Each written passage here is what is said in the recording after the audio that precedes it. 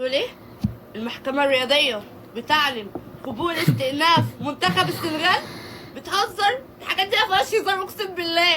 ده شكلنا هنرجع نعمل حفلة تاني. يا ولاد خالتي، يا ولاد خالتي، المحكمة الرياضية بتعلن قبول استئناف منتخب السنغال على قرار الكاف ان هو يدي لقب كاس افريقيا للمغرب وياخده من السنغال. هو يا عم السنغال زي ما هو، والله عملوها الرجاله، اقسم بالله شكلها فيها حفلة تاني.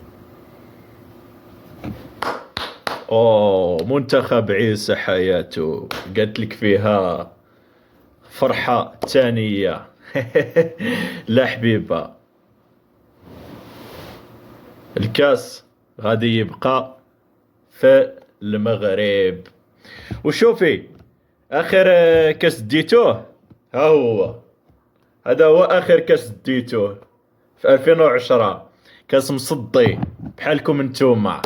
سبحان الله، يبان لي راكو فرحانين. ها لا لا، ما غاديش تفرحوا، حيتاش حنا كنعرفوا اشنو كنديروا.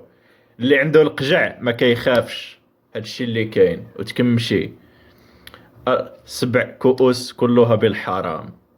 2006، 2008، 2010، ثلاثية المزيفة. يا نادي عيسى حياته. لا نتوما لا واحد الجيران عندنا هنايا بحالكم، سبحان الله، مشاركين نفس التفكير. وقيل عندكم عقل واحد.